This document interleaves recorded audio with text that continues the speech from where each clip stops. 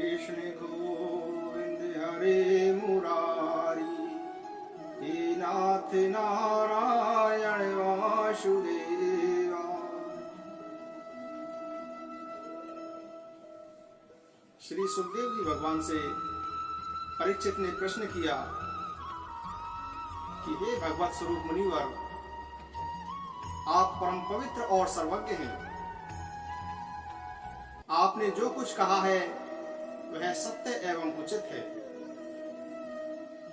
आप जो जो भगवान की कथा कहते जा रहे हैं, त्यों त्यों ही मेरे अज्ञान का पर्दा हटता जा रहा है। मैं आपसे फिर भी यह जानना चाहता हूं कि भगवान अपनी माया से इस संसार की सृष्टि कैसे करते हैं। इस संसार की रचना तो इतनी रहस्यमयी है कि ब्रह्मा आदि समर्थ लोकपाल भी इसके समझने में भूल कर बैठते हैं। भगवान कैसे इस विश्व की रक्षा और फिर संहार करते हैं। अनंत शक्ति परमात्मा किन किन शक्तियों का आश्रय लेकर अपने आप को ही खिलौने बनाकर खेलते हैं। वे बच्चे के बनाए हुए घरौंदों की तरह ब्रह्मांडों को कैसे बनाते हैं और फिर किस प्रकार बात की बात में मिटा देते हैं। भगवान श्री हरि की लीलाएं बड़ी ही अद्भुत और अचेतनीय हैं। इसमें संदेह नहीं कि बड़े बड़े विद्वानों के लिए भी उनकी लीला का रहस्य समझना अत्यंत कठिन प्रतीत होता है। भगवान तो अकेले ही हैं। वे बहुत से कर्म करने के लिए पुरुष रूप से प्रकृति के विभिन्न गुणों को एक साथ ही धारण करते हैं अथवा अनेकों अवतार ग्रहण करके उन्हें क्रमशः धारण करते हैं। हे मुनिवर, आप वेद और ब्रह्म तत्व दोनों के पूर्ण मर्मज्ञ हैं, इसीलिए मेरे इस संदेह का निवारण कीजिए। सूत जी कहते हैं, जब राजा परीक्षित ने भगवान के गुणों का वर्णन करने के लिए उनसे इस प्रकार प्रार्थना की, तब श्री सुखदेव जी ने भगवान श्री कृष्ण का बार बार स्मरण करके अपना प्रवचन प्रारंभ किया। श्री सुखदेव जी ने कहा कि उन पुरुषोत्तम भगवान के चरण कमलों में मेरे कोटि कोटि प्रणाम है, जो संसार की उत्पत्ति, स्थिति और प्रलय की लीला करने के लिए सत्व, रज और तमोगुण रूप तीन शक्तियों को स्वीकार कर ब्रह्मा, विष्णु और शंकर का रूप धारण करते हैं, जो समस्त चर अचर प्राणियों के हृदय में अंतर्यामी रूप से विराजमान हैं, जिनका स्वरूप और उसकी उपलब्धि का मार्ग बुद्धि के विषय नहीं है, जो स्वयं अनंत हैं तथा जिनकी महिमा भी अनंत है। हम पुनः बार बार उनके चरणों में नमस्कार करते हैं, जो सत्पुरुषों का दुख मिटाकर उन्हें अपने प्रेम का दान करते हैं, दुष्टों की सांसारिक बढ़ती रोककर उन्हें मुक्ति देते हैं तथा जो लोग परमहंस आश्रम में स्थित हैं उन्हें उनकी भी अभिष्ट वस्तु का दान करते हैं, क्योंकि चर अचर समस्त प्राणी उन्हीं की मूर्ति है, इसीलिए किसी से भी उनका पक्षपात नहीं है। जो बड़े ही भक्तवत्सल हैं और हठपूर्वक भक्तिहीन साधन करने वाले लोग जिनकी भी छाया नहीं छू सकते, जिनके समान भी किसी का ऐश्वर्य नहीं है, फिर उससे अधिक तो ही कैसे हो सकता है। तथा ऐसे ऐश्वर्य से युक्त होकर जो निरंतर ब्रह्म स्वरूप अपने धाम में विहार करते रहते हैं, उन भगवान श्री कृष्ण को मैं बार बार नमस्कार करता हूँ, जिनका कीर्तन, स्मरण, दर्शन, वंदन, श्रवण और पूजन जीवों के पापों को तत्काल नष्ट कर देता है। उन पुण्य कीर्ति भगवान श्री कृष्ण को मैं बार बार नमस्कार करता हूँ। विवेकी पुरुष जिनके चरण कमलों की शरण लेकर अपने हृदय से इहलोक और परलोक की आसक्ति निकाल डालते हैं और बिना किसी परिश्रम के ही ब्रह्म पद को प्राप्त कर लेते हैं, उन मंगलमय कीर्ति वाले भगवान श्री कृष्ण को अनेक बार नमस्कार है। बड़े बड़े तपस्वी, दानी, यशस्वी, सदाचारी और मंत्रवेता जब तक अपनी साधनाओं को तथा अपने आप को उनके चरणों में समर्पित नहीं कर देते, तब तक उन्हें कल्याण की प्राप्ति नहीं होती। जिनके प्रति आत्मसमर्पण की ऐसी महिमा है, उन कल्याणमयी कीर्ति वाले भगवान को मैं बार बार नमस्कार करता हूँ।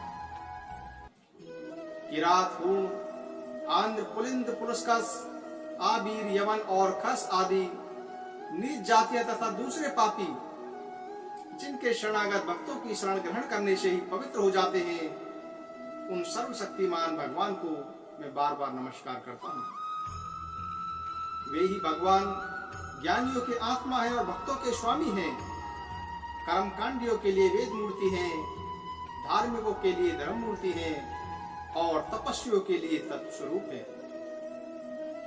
ब्रह्मा, शंकर आदि बड़े बड़े देवता भी अपने शुद्ध हृदय से उनका स्वरूप का चिंतन करते हैं और आश्चर्यचकित होकर देखते रहते हैं।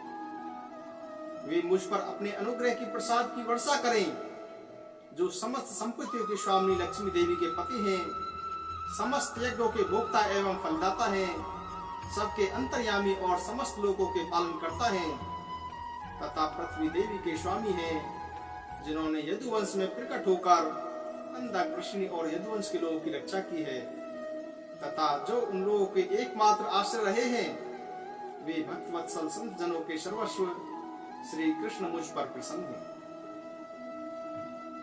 नारद जी ने पूछा कि पिताजी,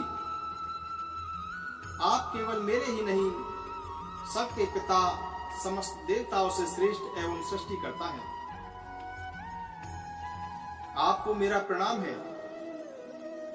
आप मुझे वह ज्ञान दीजिए जिससे आत्म तत्व का साक्षात्कार हो जाता है।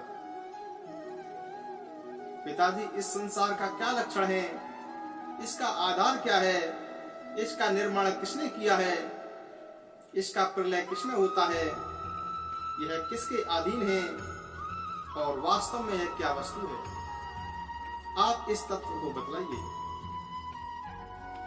आप तो यह सब कुछ जानते हैं, क्योंकि जो कुछ हुआ है, हो रहा है और होगा, उसके स्वामी आप ही हैं। यह सारा संसार हथेली पर रखे हुए आंवले के समान आपकी ज्ञान दृष्टि के अंतर्गत ही है।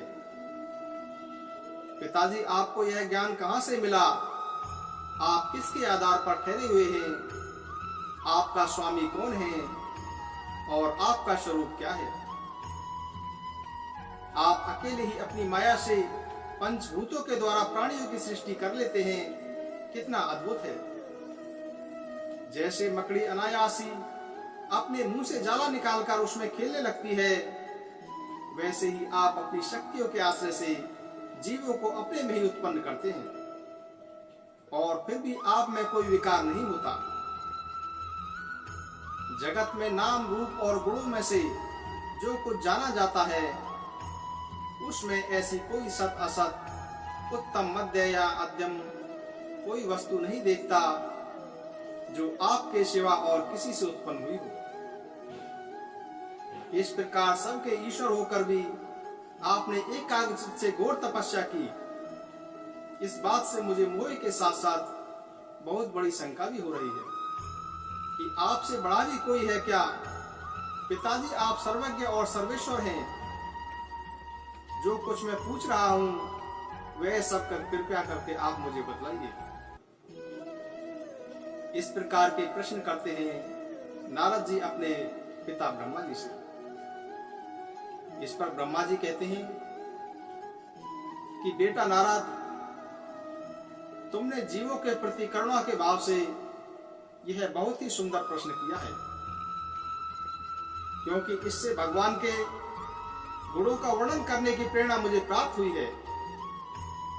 तुमने मेरे विषय में जो कुछ कहा है, तुम्हारा वह कथन भी असत्य नहीं है, क्योंकि जब तक मुझसे परे का तत्व जो स्वयं भगवान ही है जान नहीं लिया जाता, तब तक मेरा ऐसा ही प्रभाव प्रतीत होता है।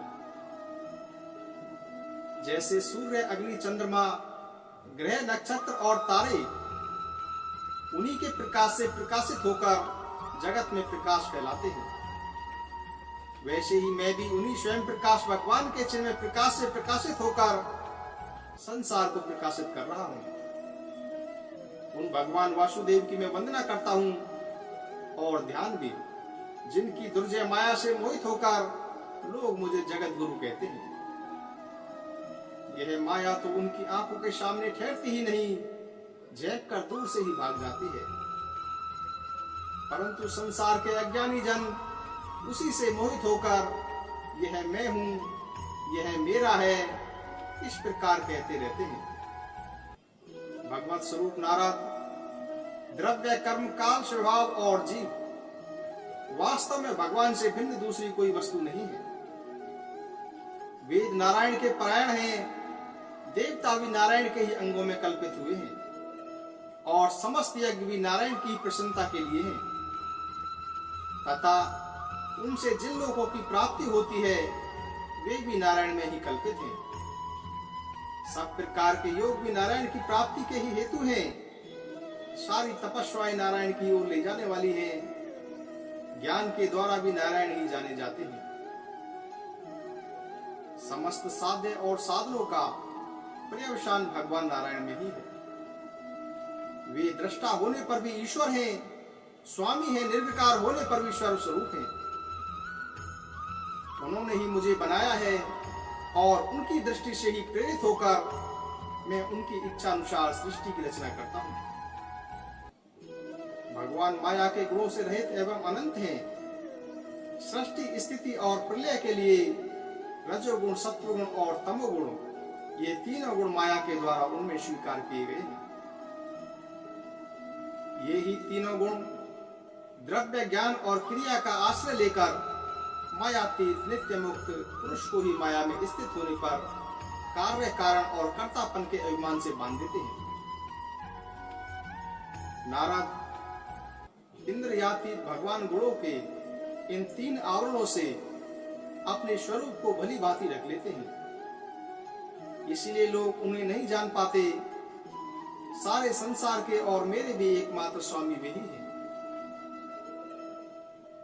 मायापति भगवान ने एक से बहुत होने की इच्छा होने पर अपनी माया से अपने स्वरूप में स्वयं प्राप्त काल, कर्म और स्वभाव को स्वीकार कर लिया।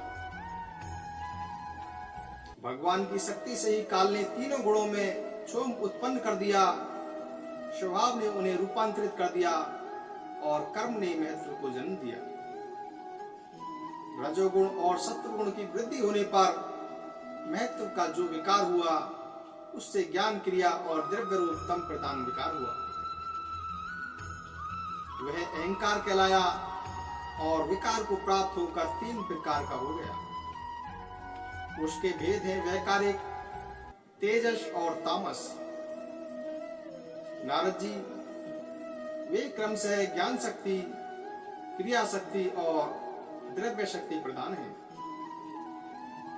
जब पंच महाभूतों के कारण रूप तामस अहंकार में विकार हुआ, तब उससे आकाश की उत्पत्ति हुई। आकाश की तन्मात्रा और गुण शब्द हैं। इस शब्द के द्वारा ही दृष्टा और दृश्य का बोध होता है। जब आकाश में विकार हुआ, तब उससे वायु की उत्पत्ति हुई और उसका गुण स्पर्श है। अपने कारण का गुण आ जाने से यह शब्द वाला भी है। इंद्रियों में स्फूर्ति, शरीर में जीवन शक्ति, ओज और बल इसी के रूप हैं। काल, कर्म और स्वभाव से वायु में भी विकार हुआ, उससे तेज की उत्पत्ति हुई। इसका प्रधान गुण रूप है। साथ ही इसके कारण आकाश और वायु के गुण शब्द एवं स्पर्श भी इसमें है। तेज के विकार से जल की उत्पत्ति हुई, इसका गुण रस है। कारण तत्वों के गुण शब्द, स्पर्श और रूप भी इसमें है। जल के विकार से पृथ्वी की उत्पत्ति हुई, इसका गुण गंध है। कारण के गुण कार्य में आते हैं। इस न्याय से शब्द, स्पर्श, रूप और रस, ये चारों गुण भी इसमें विद्यमान हैं। वैकारिक अहंकार से मन की और इंद्रियों के 10 अधिष्ठान देवताओं की भी उत्पत्ति हुई।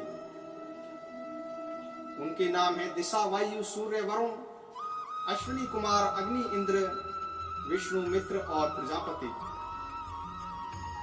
तेजस अहंकार के विकार से स्रोत, त्वचा, नेत्र, जिह्वा और घ्राण ये 5 ज्ञानेन्द्रिया एवं वाक, हस्त, पाद, बुधा और जननेन्द्रिय ये 5 कर्मेंद्रिया उत्पन्न हुई। तेजस अहंकार के विकार से स्रोत, त्वचा, नेत्र, जिह्वा और घ्राण ये 5 ज्ञानेन्द्रिया एवं वाक, हस्त, पाद, बुधा और जनेन्द्रिय ये 5 कर्मेंद्रिय उत्पन्न हुई। साथ ही ज्ञान शक्ति स्वरूप बुद्धि और क्रिया शक्ति रूप प्राण भी तेजस अहंकार से उत्पन्न हुए। जिस समय ये पंचभूत, इंद्रिय, मन और सत्व आदि तीनों गुणों परस्पर संगठित नहीं थे, तब अपने रहने के लिए भोगों के साधन स्वरूप शरीर की रचना नहीं कर सके।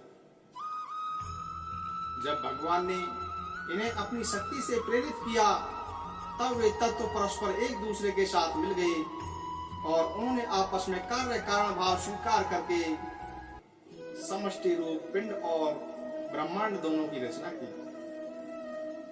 वह ब्रह्मांड रूप अंडा 1 सहस्र वर्ष तक निर्जीव स्वरूप में जल में पड़ा रहा। फिर काल, कर्म और स्वभाव को स्वीकार करने वाले भगवान ने उसे जीवित कर दिया। उस अंडे को फोड़कर उसमें से वही विराट पुरुष निकला, जिसकी जंगा, चरण, भुजाएं, नेत्र, मुख और सिर सहस्रों की संख्या में है। विद्वान पुरुष उसी के अंगों में समस्त लोक और उनमें रहने वाली वस्तुओं की कल्पना करते हैं। उसकी कमर से नीचे के अंगों में 7 पातालों की, उसके पेड़ के ऊपर के अंगों में 7 स्वर्ग की कल्पना की जाती है। ब्राह्मण इस विराट पुरुष का मुख है, भुजाएं क्षत्रिय हैं, जांघों से वैश्य और पैरों से शूद्र की उत्पन्न हुई। पैरों से लेकर कटी पर्यंत 7 पाताल तथा भूलों की कल्पना की गई है। नाभि में भूलों की, हृदय में श्लोक की और परमात्मा के वक्षस्थल में महलों की कल्पना की गई है। उसके गले में जललोक, दोनों स्तनों में तपोलोक और मस्तक में ब्रह्मा का नित्य निवास स्थान सत्यलोक है। उस विराट पुरुष की कमर में अतल, जांघों में वितल, घुटनों में पवित्र सुतल लोक और जंघाओं में तलातल की कल्पना की गई है। एड़ी के ऊपर की गांठों में महातल, पंजे और एड़ियों में रसातल और तल्लों में पाताल समझना चाहिए। इस प्रकार विराट पुरुष सर्वलोक में है। विराट भगवान के अंगों में इस प्रकार भी लोगों की कल्पना की जाती है। विराट भगवान के अंगों में इस प्रकार भी लोगों की कल्पना की जाती है कि उनके चरणों में पृथ्वी है, नाभि में भूलोक है और स्वर सिर में स्वलोक है।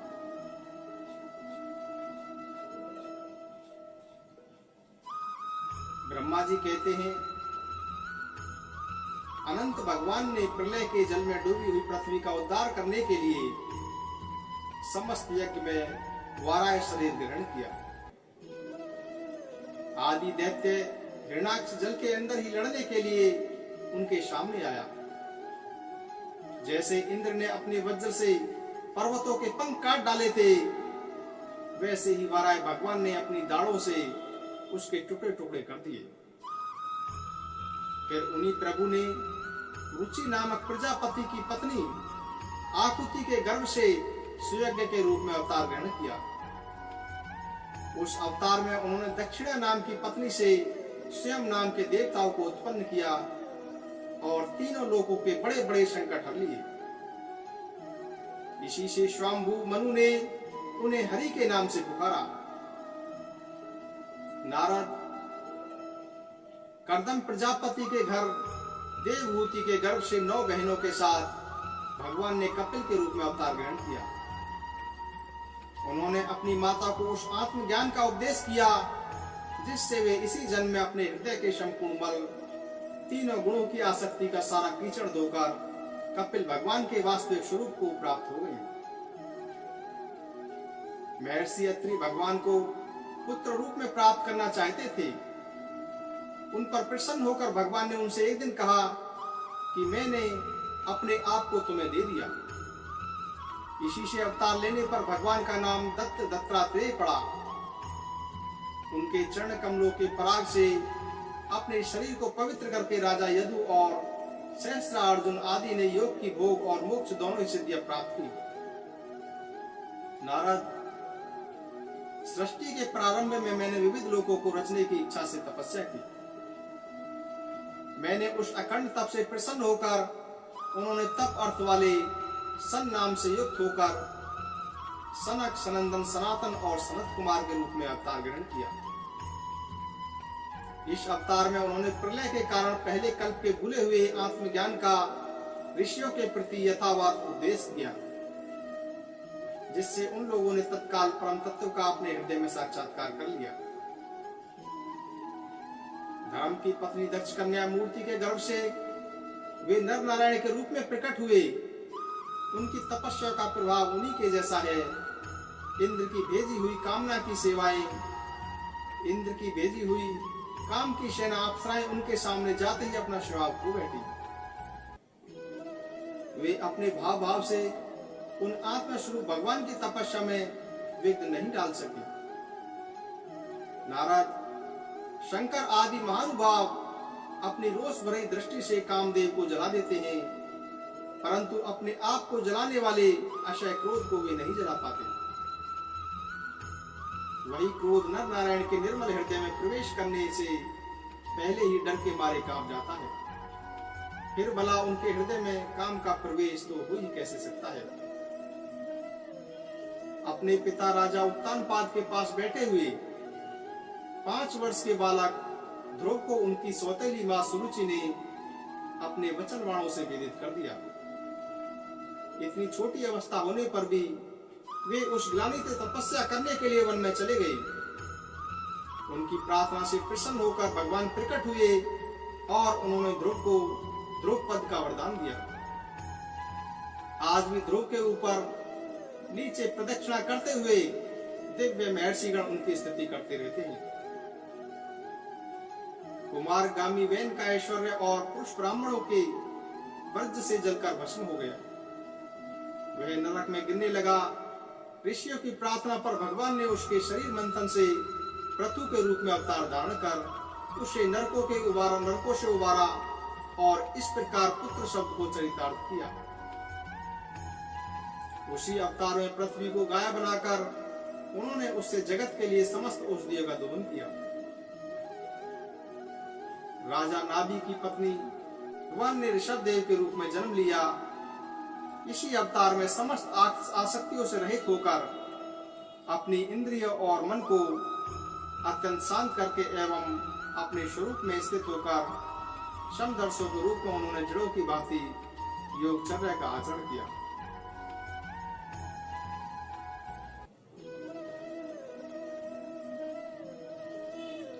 जब मुख्य देवता और दानव अमृत की प्राप्ति के लिए क्षीर सागर को मथ रहे थे, तब भगवान ने कच्छप के रूप में अपनी पीठ पर मंदराचल धारण किया। उस समय पर्वत के घूमने के कारण उसकी रगड़ से उनकी पीठ की खुजलाहट थोड़ी मिट गई, जिससे वे कुछ क्षणों तक सुख की नींद सो सके। देवताओं का महान भय मिटाने के लिए उन्होंने नरसिंह का रूप धारण किया। फड़कती हुई भौ और तीखी डालों से उनका मुख बड़ा भयावना लगता था। हिरण्यकश्यप उन्हें देखते ही हाथ में गदा लेकर उन पर टूट पड़ा। इस पर भगवान नरसिंह ने दूर से ही उसे पकड़कर अपनी जांघों पर डाल लिया और उसके झटपटाते रहने पर भी अपनी नखों से उसका पेट फाड़ डाला। बड़ी भारी सरोवर में महाबली ग्रह ने गजेंद्र का पैर पकड़ लिया। जब बहुत थक कर वह घबरा गया, तब उसने अपनी शूल में कमल लेकर भगवान को पुकारा कि हे आदि पुरुष, हे समस्त लोकों के स्वामी, हे श्रवण मात्र से कल्याण करने वाले। उसकी पुकार सुनकर अनंत शक्ति भगवान चक्रपाणी गरुड़ की पीठ पर चढ़कर वहां आई और उन्होंने अपने चक्र से उस ग्राह का मस्तक उखाड़ डाला। इस प्रकार कृपा परवश भगवान ने अपने शरणागत गजेंद्र की सूंड पकड़कर उसे विपत्ति से उसका उद्धार किया। भगवान वामन अदिति के पुत्रों में सबसे छोटे थे, परंतु गुणों की दृष्टि से वे सबसे बड़े थे, क्योंकि यज्ञ पुरुष भगवान ने इस अवतार में बलि के संकल्प छोड़ते ही संपूर्ण लोकों को अपने चरणों से ही नाप लिया था। वामन बनकर उन्होंने 3 पग पृथ्वी के बहाने बलि से सारी पृथ्वी ले ली थी, परंतु इससे यह बात सिद्ध कर दी थी कि सन्मार्ग पर चलने वाले पुरुषों को याचना के सिवा और किसी उपाय से समर्थ पुरुष भी अपने स्थान से हटा नहीं सकते। दैत्यराज बलि ने अपने सिर पर स्वयं वामन भगवान का चरणामृत धारण किया था। ऐसी स्थिति में उन्हें जो देवताओं के राजा इंद्र की पदवी मिली, इसमें कोई बलि का पुरुषार्थ नहीं है। अपने गुरु शुक्राचार्य के मना करने पर भी वे अपनी प्रतिज्ञा के विपरीत कुछ भी करने को तैयार नहीं हुए, और तो क्या भगवान का तीसरा पग पूरा करने के लिए उनके चरणों में सिर रखकर उन्होंने अपने आप को भी समर्पित कर दिया। नारद, तुम्हारे अत्यंत प्रेम भाव से परम प्रसन्न होकर हंस के रूप में भगवान ने तुम्हें योग, ज्ञान और आत्म तत्व को प्रकाशित करने वाले भागवत धर्म का उपदेश किया। वह केवल भगवान के शरणागत भक्तों को ही सुगमता से प्राप्त होता है। वे ही भगवान स्वयंभू आदि मनवंतरों में मनु के रूप में अवतार लेकर मनु वंश की रक्षा करते हुए 10 दिशाओं में अपने सुदर्शन चक्र के समान तेज से बेरोक टोक निष्कंटक राज्य करते हैं। तीनों लोकों के ऊपर 7 लोक तक उनके चरित्रों की कमनीय कीर्ति फैल जाती है, और उसी रूप में वे समय समय पर पृथ्वी के बारबूद दुष्ट राजाओं का दमन भी करते रहते हैं। भगवान धन्वंतरी अपने नाम से ही बड़े बड़े रोगियों को रोग तत्काल नष्ट कर देते हैं। उन्होंने अमृत पिलाकर देवताओं को अमर कर दिया, और दैत्यों के द्वारा हरण किए हुए उनके यज्ञ भाग उन्हें फिर से दिला दिए। उन्हीं अवतार लेकर संसार में आयुर्वेद का प्रवर्तन किया। मायावती भगवान हम पर अनुग्रह करने के लिए अपनी कलाओं भरत, शत्रुघ्न और लक्ष्मण के साथ श्री राम के रूप में इक्ष्वाकु के वंश में अवतीर्ण हुए। इस अवतार में अपने पिता का आज्ञा का पालन करने के लिए अपनी पत्नी और भाइयों के साथ वे वन में निवास करते हैं। उसी समय उनसे विरोध करके रावण उनके हाथों मरता है। त्रिपुर विमान को जलाने के लिए उद्देश्य शंकर के समान जिस समय भगवान राम शत्रु की नगरी लंका को वसूल करने के लिए समुद्र तट पर पहुंचते हैं, उस समय सीता के वियोग के कारण बढ़ी हुई क्रोधाग्नि से उनकी आंखें इतनी लाल हो जाती हैं कि उनकी दृष्टि से ही समुद्र के मगरमच्छ, सांप और ग्राह आदि जीव जलने लगते हैं, और भय से थरथर कांपता हुआ वह समुद्र झटपट ही उनके मार्ग दे देता है। जब रावण की कठोर छाती से टकराकर इंद्र के वाहन ऐरावत के दांत चूर चूर होकर चारों ओर फैल गए थे, जिससे दिशाएं सफेद हो गई थी, तब दिग्विजयी रावण घमंड से फूलकर हंसने लगा था। वही रावण जब श्री रामचंद्र जी की पत्नी सीता जी को चुरा कर ले जाता है और लड़ाई के मैदान में उनसे लड़ने के लिए गर्वपूर्वक आता है, तब भगवान श्री राम के धनुष की टंकार से ही उसका वह घमंड प्राणों के साथ तख्त से चढ़ विलीन हो जाता है। जिस समय झुंड के झुंड दैत्य पृथ्वी को रौंद डालने, उस समय भगवान उसका भार उतारने के लिए भगवान अपने सफेद और काले केश से बलराम और श्री कृष्ण के रूप में कला अवतार ग्रहण करेंगे। वे अपनी महिमा को प्रकट करने वाले इतने अद्भुत चरित्र करेंगे कि संसार के मनुष्य उनकी लीलाओं का रहस्य बिल्कुल भी नहीं जान सके।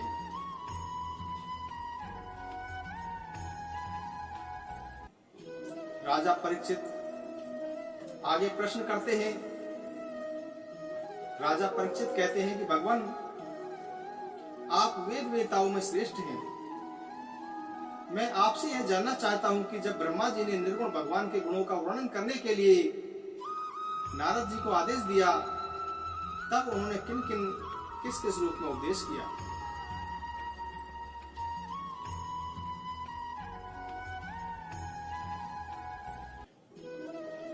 भगवान जीव का पंचभूतों के साथ कोई संबंध नहीं है, फिर भी इसका शरीर पंचभूतों से ही बनता है।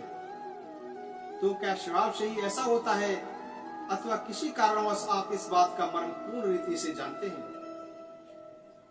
आपने बतलाया कि भगवान की नाभि से वह कमल प्रकट हुआ जिसमें लोकों की रचना हुई। यह जीव अपने सीमित अवयवों से जैसे परिचिन्न है, वैसे ही आपने परमात्मा को भी सीमित अवयवों से परिचिन्न सा वर्णन किया है। जिनकी कृपा से सर्वभूत में ब्रह्मा जी प्राणियों की सृष्टि करते हैं, जिनकी नाभि कमल से पैदा होने पर भी जिनकी कृपा से ही उनके स्वरूप का दर्शन कर सके, वे संसार की स्थिति, उत्पत्ति और प्रलय के हेतु सर्वांतयामी और माया के स्वामी परम पुरुष परमात्मा अपनी माया का त्याग करके किस किस स्वरूप में शयन करते हैं। पहले आपने बतलाया कि विराट पुरुष के अंगों से लोक और लोकपालों की रचना हुई, और फिर यह भी बतलाया कि लोक और लोकपाल के रूप में उसके अंगों की कल्पना हुई। इन दोनों बातों का तात्पर्य क्या है? श्री कृष्ण